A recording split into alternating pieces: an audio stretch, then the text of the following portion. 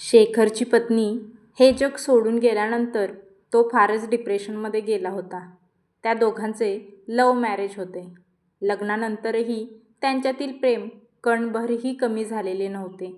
त्यामुळे त्यांच्या बायकोचे असे अचानक सोडून जाणे त्याच्यावर झालेला एक मोठा आघात होता.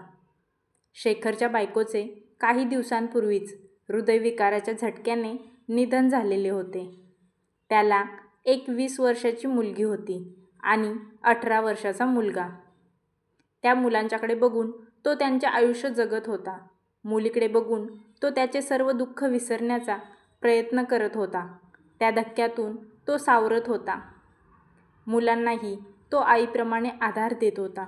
आता कुठे तो पूर्वीसारखा घरातल्या लोकांसोबत बोलत होता. आजूबाजूचे लोक त्याला दुसऱ्या लग्नासाठी खूप जबरदस्ती करत होते, पण त्याला ही गोष्ट पटत नव्हती. आईनंतर सर्व घर सांभाळण्याची जबाबदारी त्याच्या मुलीवर म्हणजेच श्वेतावर आली होती. त्याच्या मुलीची अवस्था बघून तो दुसऱ्या लग्नाचा विचार करू लागला. त्याच्या आयुष्यात त्याला दुसरी स्त्री आता नकोच होती. त्याला फक्त आता त्याच्या मुलांसाठी जगायचे होते. त्याला त्याच्या मुलीच्या भविष्याची खूप चिंता लागून राहिलेली होती. आई गेल्यापासून श्वेता घरातील सर्व काम, स्वयंपाक आणि कॉलेजही करत होती. सून गेल्यानंतर शेखरच्या आईची तब्येत आता मुलाच्या टेन्शनमुळे फारच बिघडत चालली होती. तिचे आजारपण आता वाढतच चाललेले होते. शेखरची मुलगी जरी घरातील सर्व काम करत असली तरीही शेखरच्या आईवरही त्यांना सांभाळण्याची तितकीच जबाबदारी आली होती.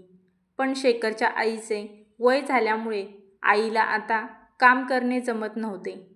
आजीचे आजारपण आणि तब्येतीची काळजी, श्वेताला सर्व काही बघावे लागत होते. त्यामुळे श्वेताचे अभ्यासावरचे लक्ष कमी झाले होते. कॉलेजमध्ये प्रत्येक वर्षी टॉपला असणारी मुलगी आता खूप कमी मार्क्सने पास झालेली होती. श्वेताच्या आईची इच्छा आपल्या मुलीला काहीतरी मोठे बनवण्याची होती आणि आईची तीच इच्छा पूर्ण करण्यासाठी ती खूप प्रयत्न करत होती. पण जसे वातावरण आई जिवंत असताना होते तसे आता काहीच उरलेले नव्हते. सतत टेन्शन घेणारे बाबा तिच्या डोळ्यांसमोर दिसत होते. घरातील वातावरण पूर्ण बिघडत चाललेले होते. त्यामुळेच श्वेताच्या आजीच्या लांबच्या नातेवाईकांनी श्वेताच्या वडिलांसाठी एक स्थळ सुचवले.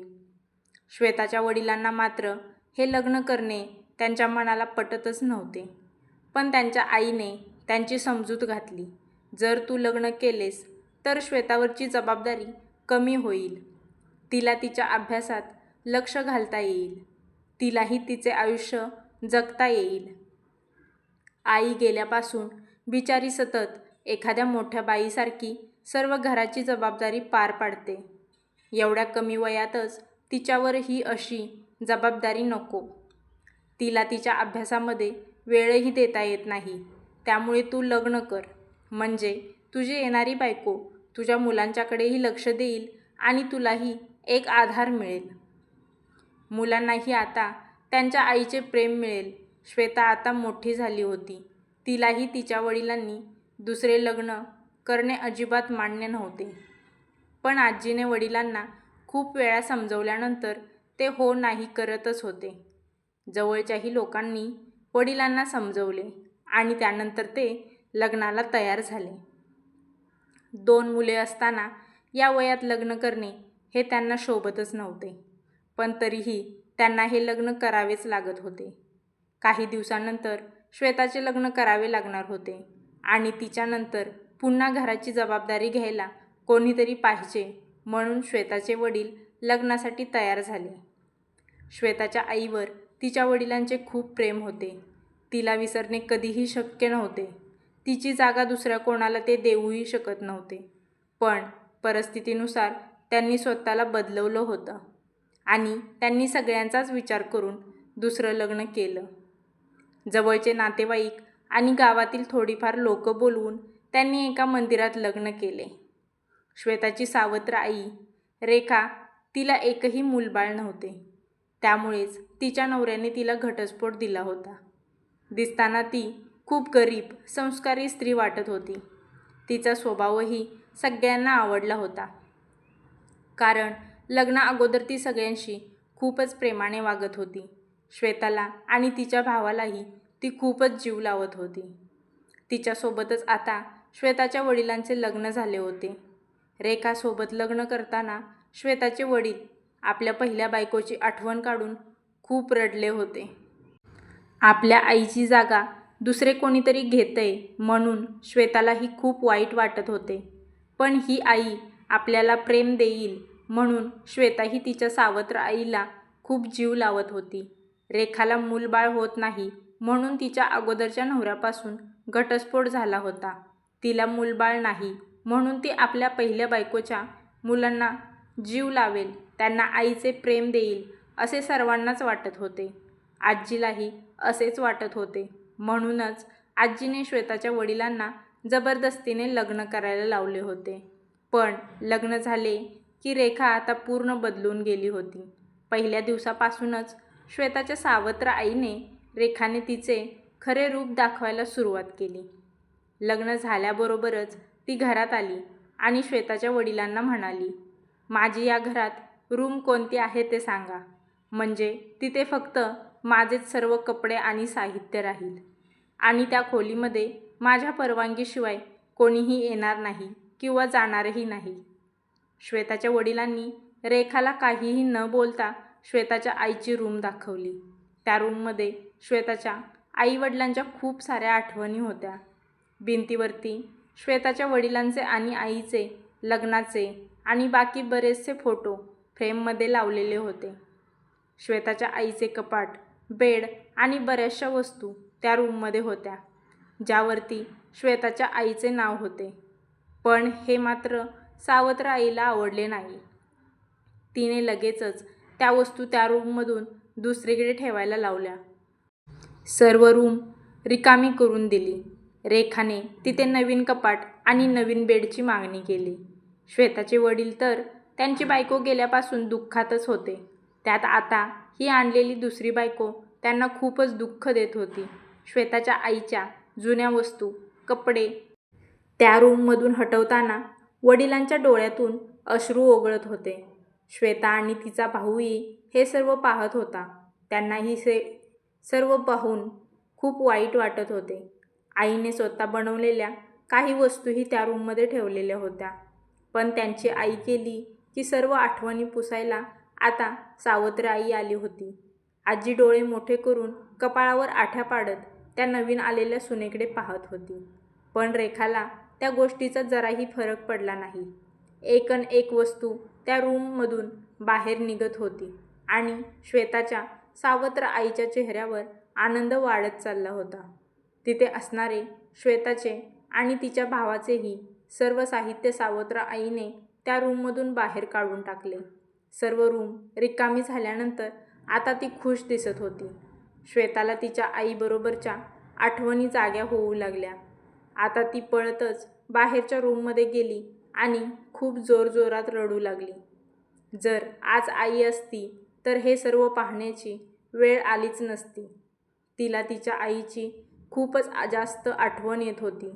जर आत्ता आई जिवंत असती तर तिने बाबांना एकही वस्तू त्या रूममधून दुसरीकडे कुठे शिफ्ट करू दिली नसती. पण सकाळीच आलेल्या त्या एका व्यक्तीसाठी बाबांनी लगेचच आईचे सर्व सामान तिथून बाहेर काढले होते. त्यांचाही या गोष्टीसाठी नाईलाजच होता. हे सर्व करताना आता संध्याकाळच्या जेवणाची वेळ झाली होती. श्वेताच्या आजीला आपल्या सावत्र सुनेचे वागणे बघून थोडा रागच आला होता. पण तरीही चेहऱ्यावर राग न दाखवता त्या म्हणाल्या, अगं रेखा, 8:30 वाजले आहेत.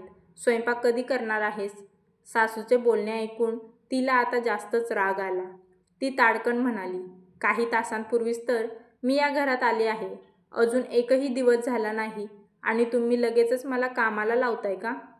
मला आल्यापासून काहीच आराम नाही. मी थोडा आराम करेन आणि त्यानंतर मी स्वयंपाक बनवेल. तिचे ते बोलणे ऐकून श्वेताची आजी म्हणाली, अगं, ही वेळ आता आरामाची आहे का? आधी स्वयंपाक कर आणि जेवण करून मग आराम कर. आता तुझ्याशिवाय कोण स्वयंपाक बनवणार या घरात? सासूची जबरदस्ती बघून रेखा ताडकन म्हणाली, आत्तापर्यंत रोज मीच होते का तुमच्या घरी स्वयंपाकासाठी आणि बाकी कामांसाठी? श्वेता करतच होती ना स्वयंपाक. आजही तिने स्वयंपाक केला तर काय होतंय? सावत्र आईचे शब्द ऐकून काही मिनिटांपूर्वीच अभ्यास करत बसलेली श्वेता उठली आणि काहीही न बोलता किचनमध्ये जाऊन स्वयंपाक बनवायला लागली. रेखा मात्र निवांत तिच्या रूममध्ये जाऊन आराम करत होती. स्वयंपाक करत करत श्वेता तिच्या आईची आठवण काढत होती. आज आई जिवंत असती तर तिने अभ्यास करताना कधीही उठवले नसते. बाबांनाही काही त्रास नको म्हणून श्वेता सर्व काही शांततेत सहन करत होती. आजीला आणि श्वेताच्या बाबांनाही रेखाचे वागणे समजत होते, पण तेही काही बोलू शकत नव्हते. श्वेताने सर्व स्वयंपाक बनवला आणि सर्वांना जेवायला बोलवले. ती आता रेखाला बोलवायला गेली तर रेखा आराम करत होती. आई, आई, श्वेताने तिच्या सावत्र आईला आवाज दिला.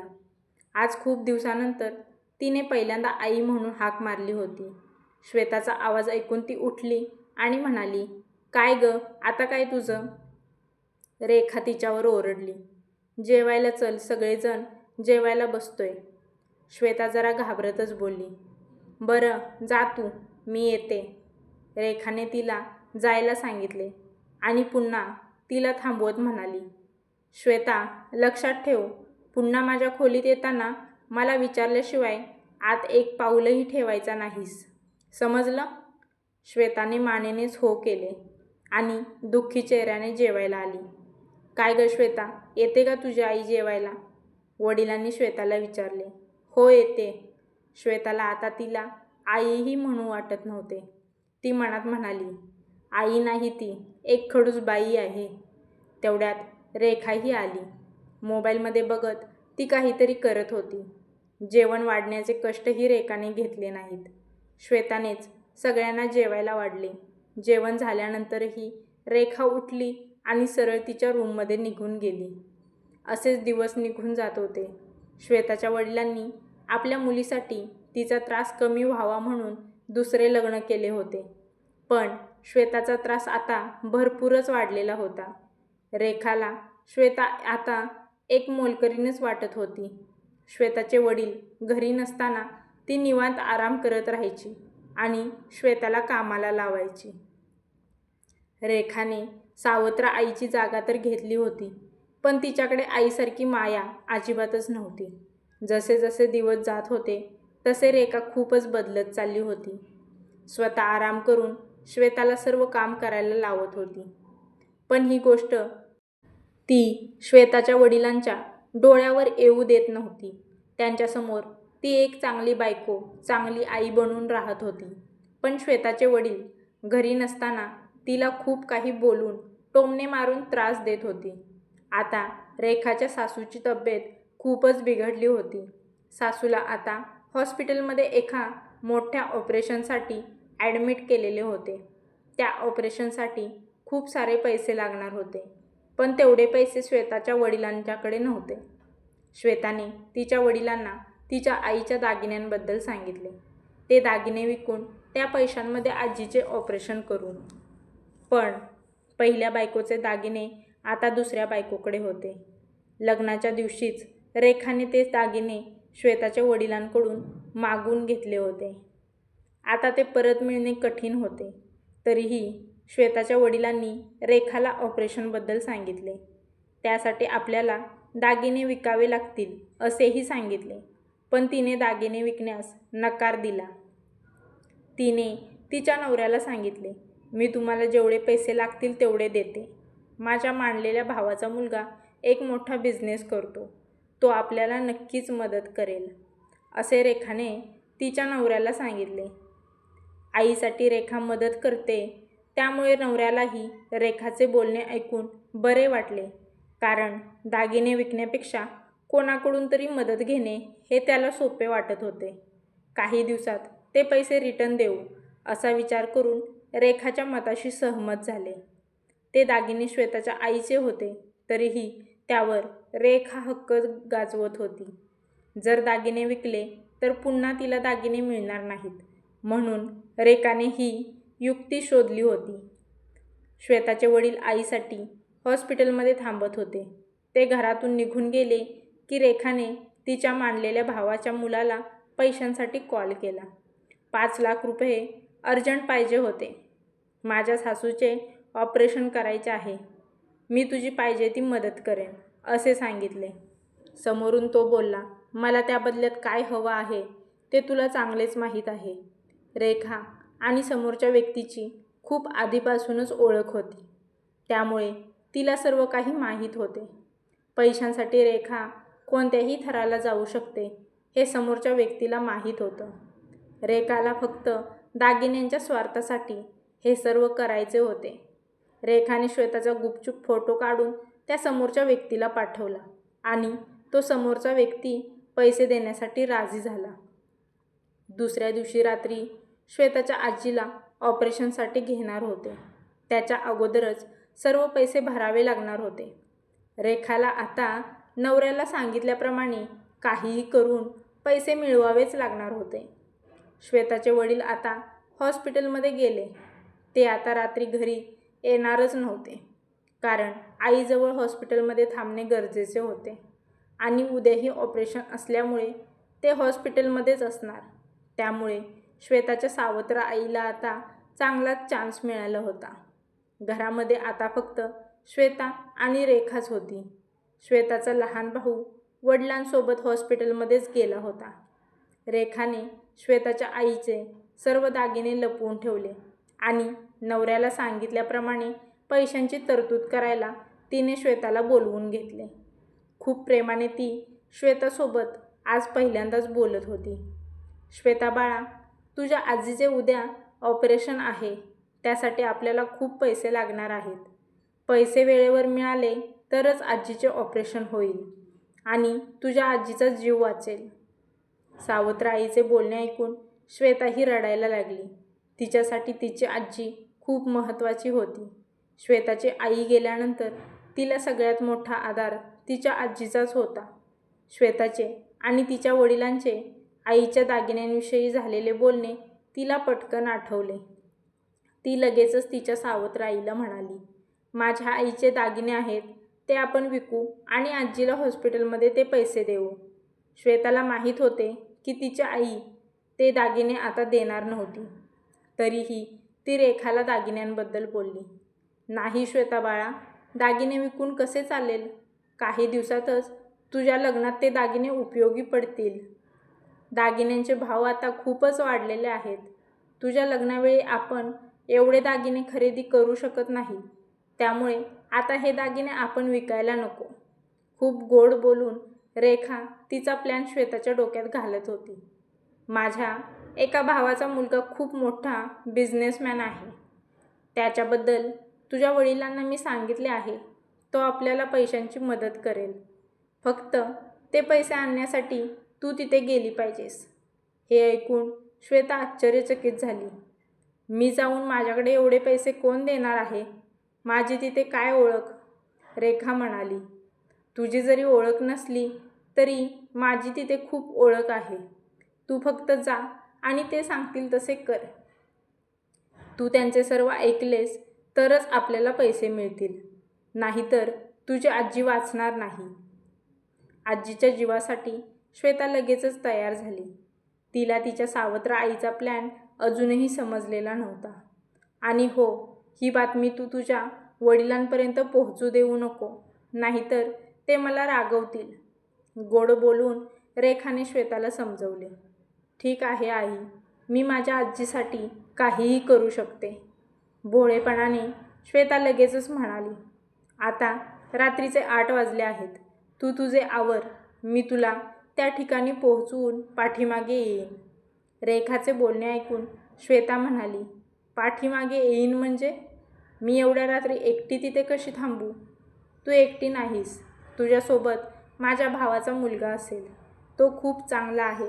तू काहीच टेन्शन घेऊ नको. तो जसे सांगेल तसे तू कर. श्वेताला सावत्र आईचे बोलणे जरा वेगळेच वाटत होते, पण तरीही तिच्यावर विश्वास ठेवून ती तयार झाली होती. रात्रीचे 8 वाजले होते. रेखाने श्वेताला सांगितले, तू ज्यांच्याकडे चालले आहेस ते खूप मोठे बिझनेसमॅन आहेत. तू व्यवस्थित तयार हो. त्यामुळे श्वेतानेही एक वनपीस घातला, केस रिकामे सोडले आणि ती तयार झाली. रेखाही तिला घालवण्यासाठी तयारच होऊन बसली होती. श्वेताचे वडील आता रात्रीचे येणार नाहीत म्हणून रेखाला कोणतेच टेन्शन नव्हते. श्वेता आता त्या ड्रेसमध्ये आणि केस रिकामे सोडल्यामुळे खूपच सुंदर दिसत होती. रेखा तिच्याकडे एकटक नजरेने पाहत होती. आता ही राहुललाही नक्कीच आवडेल, ती मनातच म्हणत होती. रेखाचे लग्न श्वेताच्या वडिलांशी झाल्यापासून राहुलची नजर श्वेतावर होती. ती इच्छा आज पूर्ण होणार होती.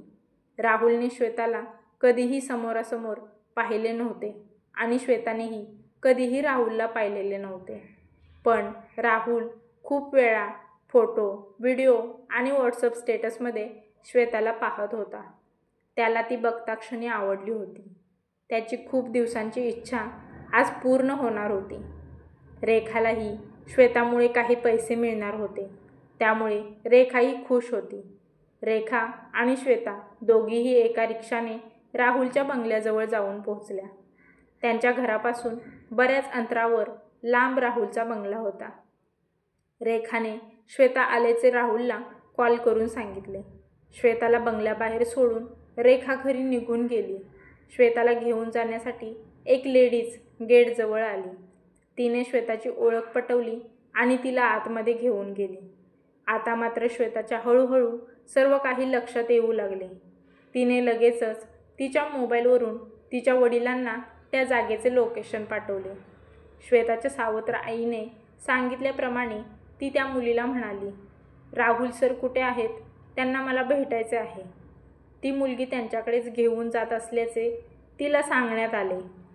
2-3 जिने वर चढून आल्यानंतर एका रूमच्या दरवाजाची बेल त्या मुलीने वाजवली. आतून एका व्यक्तीने दरवाजा उघडला. ती व्यक्ती राहुल सर असावी असा अंदाज तिने केला. राहुलने डोळ्यांनीच श्वेतासोबत असलेल्या मुलीला जाण्यासाठी सांगितले. वेलकम मॅडम असं म्हणत त्याने श्वेताला आतमध्ये बोलावले आणि तिला बसण्यास सांगितले. श्वेताने इकडे तिकडे पाहिले. रूम खूप मोठी होती. सगळीकडे लाईटचा झगमगाट होता. काही शोच्या वस्तू भिंतीवर लावलेल्या होत्या. एका बाजूला टेबल आणि 2 खुर्च्या मांडलेल्या होत्या. त्यावर बिअरच्या काही बॉटल्स आणि काही ज्यूस ग्लास होते. तर दुसऱ्या साईडला एक मोठा बेड होता. हे सर्व बघून श्वेताला आपण कुठे आलो आहोत हे काहीच समजत नव्हते. श्वेता खुर्चीवर बसलेली होती. शेजारीच राहुल येऊन बसला. त्याने ज्यूसची एक बॉटल घेतली आणि दोन्ही ग्लासमध्ये ओतली. एक ग्लास श्वेताच्या हातामध्ये दिला आणि दुसरा त्याच्याकडे घेतला. नाही, मला ज्यूस नको आहे, श्वेताने नकार दिला. राहुल तिला घाबरलेल्या अवस्थेत पाहून म्हणाला, अगं तू एवढी का घाबरली आहेस? तू बिनधास्त हा ज्यूस पिऊन घे. मला माझ्या आईने इथे पैसे घेण्यासाठी पाठवले आहे. तुम्ही पैसे द्या आणि मला माझ्या घरी जाऊ द्या. श्वेताने राहुलकडे रिक्वेस्ट केली. हो, मी तुला पैसे तर देणारच आहे, पण थोडा वेळ थांब. तू ज्यूस पिऊन घे. मी थोड्याच वेळात पैशांची तयारी करतो. राहुल मनातच म्हणाला, तू लगेच कुठे जाणार आहेस? अख्खी रात्र तर तू माझ्यासोबतच असणार आहेस. राहुलने तिला पैसे देण्याची तयारी दाखवल्यामुळे तिची भीती थोडी कमी झाली होती आणि तिने तो ज्यूस घेतला. सोबतच राहुलही तो ज्यूस पित होता. थोड्याच वेळात ज्यूस पिल्यानंतर ती बेशुद्ध झाली. राहुलने ठरवल्याप्रमाणे अगोदरच एका ग्लासमध्ये बेशुद्ध होण्याचे औषध टाकले होते. ती बेशुद्ध झाल्याबरोबरच त्याने तिला उचलले आणि त्या मोठ्या बेडवर घेऊन गेला. ज्या गोष्टीसाठी तो 5 लाख रुपये देणार होता ती गोष्ट करण्याची वेळ आता आलीच होती. आता रेखाचा पुन्हा पुन्हा राहुलला कॉल येऊ लागला. पण राहुलने मोबाईल सायलेंट करून बाजूला ठेवला होता. तो एका वेगळ्याच मूडमध्ये होता. रेखा पुन्हा पुन्हा कॉल करत होती, पण तो कॉल रिसीव्ह केला जात नव्हता. ती आता खूपच टेन्शनमध्ये आली होती. कारण तिच्या या असल्या घाणेरड्या प्लॅनबद्दल श्वेताच्या वडिलांना समजले होते. राहुलच्या घरी जाण्या अगोदरच श्वेताने तिच्या वडिलांना हे सर्व कॉल करून सांगितलेले होते आणि राहुलच्या बंगल्याजवळ पोहोचल्यानंतरही तिने तिच्या वडिलांना लोकेशन पाठवले होते. आपल्या मुलीसोबत काहीतरी त्यांना विचित्र घडणार आहे असे समजताच ते हॉस्पिटलमधून त्वरित घरी निघून आले होते. श्वेताच्या वडिलांनी ही बातमी पोलिसांनाही कळवली आणि त्यांना राहुलच्या बंगल्याचे लोकेशनही पाठवले होते. श्वेताचे वडील अचानक घरी आले आणि रेखाला श्वेता कुठे आहे हे विचारले. श्वेताचे वडील हॉस्पिटलमध्ये आईला एकटीला सोडून कसे काय घरी आले? त्यांना काही समजले नसेल ना, म्हणून रेखा फारच घाबरून गेली होती. श्वेता कुठे आहे असे विचारल्यावर तिच्या सावत्र आईने ती तिच्या मैत्रिणीच्या घरी गेली असल्याचे तिच्या वडिलांना सांगितले. आता सावत्र आई खोटे बोलत होती, त्यामुळे तिच्या वडिलांना खूपच राग आलेला होता. लगेचच पोलीसही राहुलच्या बंगल्यावर पोहोचले. श्वेताबरोबर जो अतिप्रसंग घडणार होता त्याआधीच पोलिसांनी राहुलला ताब्यात घेतले होते. काही वेळातच श्वेता शुद्धीवर आली होती. श्वेताच्या वडिलांना पोलिसांनी श्वेता सुरक्षित असल्याचे सांगितले. रेखाला काहीही न बोलता श्वेताच्या वडिलांनी सरळ पोलीस स्टेशन गाठले. राहुल आणि रेखा आता काही वर्षे तुरुंगवास भोगत पडणार होते. त्यांना त्यांच्या कर्माची शिक्षा मिळणार होती. राहुलने पैशांच्या जोरावर बऱ्याच मुलींचा गैरफायदा घेतलेला होता आणि रेखा राहुलकडून पैसे घेऊन त्याला चुकीच्या कामांसाठी मुले पुरवून देत होती. श्वेताच्या हुशारपणामुळे आज राहुल आणि रेखाचे सर्व काळे धंदे बाहेर आले होते आणि कितीतरी मुलींची होणारी फसवणूक, त्यांच्यासोबत होणारा अत्याचार आता थांबला होता. पोलीस स्टेशनमध्ये श्वेता आणि तिच्या वडिलांची भेट झाली. श्वेता आपल्या वडिलांना मिठी मारून जोरजोरात रडत होती. तिच्या सावत्र आईने पैशांसाठी सावत्र मुलीचा सौदा केलेला होता.